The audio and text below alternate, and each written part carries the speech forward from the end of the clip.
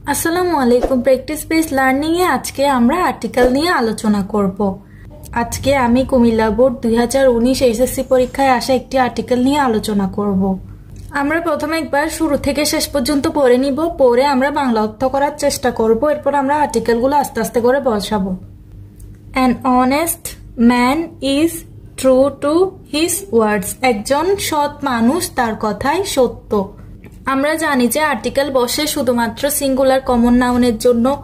Word অর্থ হচ্ছে কথা, আর এখানে এর আগে আছে পজিটিভ।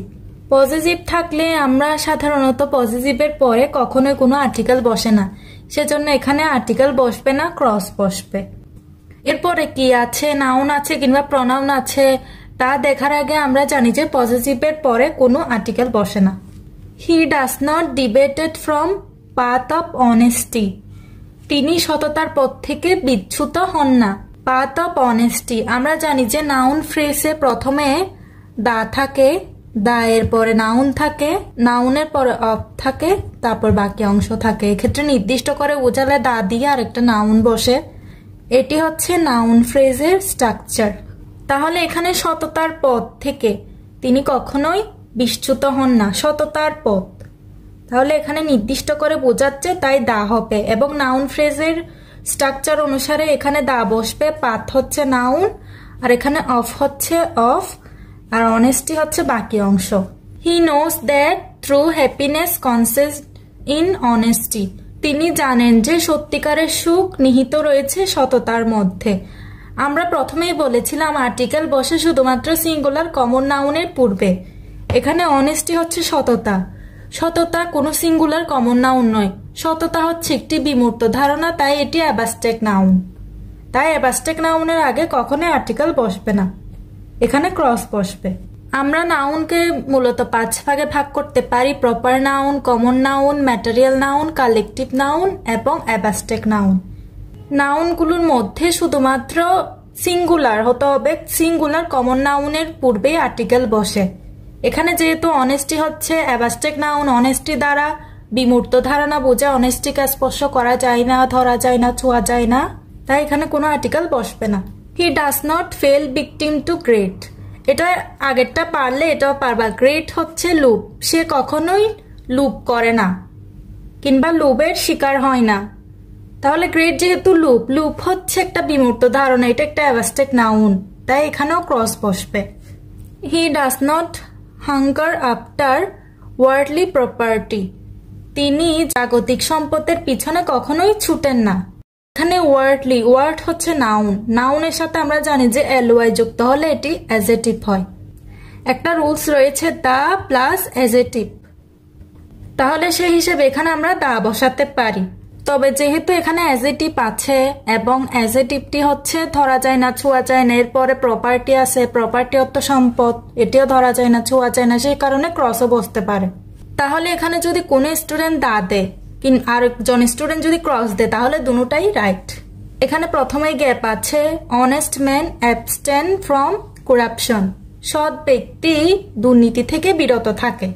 এখানে সৎ ব্যক্তি বলতে সব সৎ ব্যক্তিকে একসাথে বোঝানো হচ্ছে, তাহলে আমরা এখানে অ্যান বসাতে পারি। অ্যান কেন বসাবো, এটি তো কনসোনেন্ট, অ্যান কেন বসবে? আমরা জানি যে ইংলিশে ভাওয়েল আছে 5টি, কনসোনেন্ট আসছে 21টি। ভাওয়েল কোনগুলো? এ, ই, আই, ও, ইউ। এখানে তো এইচ তো কোনো ভাওয়েল না, তাও এখানে অ্যান বসবে। কেন বসবে? কারণ এইচ কে আমরা ও এর মতো উচ্চারণ করে আমরা হনেস্ট বলি না, আমরা বলি অনেস্ট। আমরা জানি যে কোনো কনসোনেন্ট যদি ভাওয়েলের মতো উচ্চারিত হয় সেক্ষেত্রে অ্যান বসে। আর্টিকেলগুলোকে যদি আমরা বাংলায় লিখি তাহলে হয় এ, আ, ই, ও, আ। তাহলে এখানে অ্যান বসবে। An honest man abstain from corruption. একজন সৎ মানুষ দুর্নীতি থেকে বিরত থাকেন। এখানে একজন সৎ মানুষ বলতে সব সৎ মানুষকে বোঝানো হচ্ছে। He does not mix with corrupt people. তিনি দুর্নীতিবাজদের সাথে মিশেন না। এখানে পিপল, আমরা জানি যে আর্টিকেল বসে সিঙ্গুলার কমন নাউনের ক্ষেত্রে। পিপল বলতে একজনকে বোঝায় না, পিপল বলতে অনেকগুলা মানুষকে বোঝায়, জনগণ বোঝায়, সেজন্য এখানে কোনো আর্টিকেল বসবে না। কিন্তু এখানে চাইলে আমরা দা বসাতে পারি, কেননা সবগুলা মানুষের মধ্যে শুধুমাত্র নির্দিষ্ট করে দুর্নীতিবাজদের কথা বলা হচ্ছে, সেজন্য আমরা দা করাপ্টেড পিপলও বসাতে পারি, কিংবা এখানে পিপল আছে তাই আমরা ক্রসও বসাতে পারি, কারণ পিপল দ্বারা অনেকগুলো মানুষকে বোঝানো হচ্ছে। He is the man who tides to great pleasure from good deeds. তিনি হচ্ছে একমাত্র ব্যক্তি যিনি ভালো কাজ থেকে আনন্দ পাওয়ার চেষ্টা করেন। এখানে আমি ভুল করে আর্টিকেলটা বসিয়ে দিয়েছি, কেননা এই লাইনটা এতই প্রচলিত যে হি is the man, he is the man দিয়ে তোমরা কমপ্লিটিং সেন্টেন্সে অনেকগুলা কমপ্লিটিং সেন্টেন্স দেখতে পারবা। হি is the man, I saw the man, who is, এই ধরনের দিয়ে অনেকগুলা কমপ্লিটিং সেন্টেন্স তোমরা দেখতে পাবা। হি ইজ দ্য ম্যান, তিনি একমাত্র মানুষ, এখানে নির্দিষ্ট করে অনেস্ট পিপলকে কিংবা অনেস্ট ম্যানটাকে বোঝানো হচ্ছে, সেজন্য নির্দিষ্ট করে বোঝানোর জন্য এখানে এমনিতেও দা বসবে। Greed for wealth does not touch him, সম্পদের লোভ কখনোই তাকে স্পর্শ করতে পারে না। এখানে গ্রিড অর্থ হচ্ছে লোভ, লোভের জন্য আমরা জানি যে কোনো আর্টিকেল বসবে না, এর আগেও বসেনি, যে আমরা ডি নাম্বারে কোনো আর্টিকেল বসাইনি। লোভ হচ্ছে একটি অ্যাবস্ট্রাক্ট নাউন, কেননা লোভ দ্বারা বিমূর্ত ধারণাকে বোঝায় যা ধরা যায় না, ছোঁয়া যায় না, স্পর্শ করা যায় না, শুধু অনুভব করা যায়, সেজন্য এর আগে কোনো আর্টিকেল বসবে না।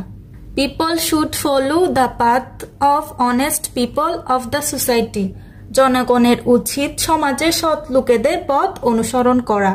এখানে আমরা নাউন ফ্রেজের স্ট্রাকচারটা দেখতে পাচ্ছি, এখানে দা প্লাস নাউন বসেছে, পাথ হচ্ছে নাউন, পথ যাকে বাংলায় বলতে গেলে, আর অফ আছে, তাই আমরা এই স্ট্রাকচার অনুসারে বসাতে পারি। এরপরে বাকি অংশতে আমরা বলেছিলাম কখনো যদি নির্দিষ্ট করে কোনো কিছু বোঝায় তাহলে সেখানে দা বসবে।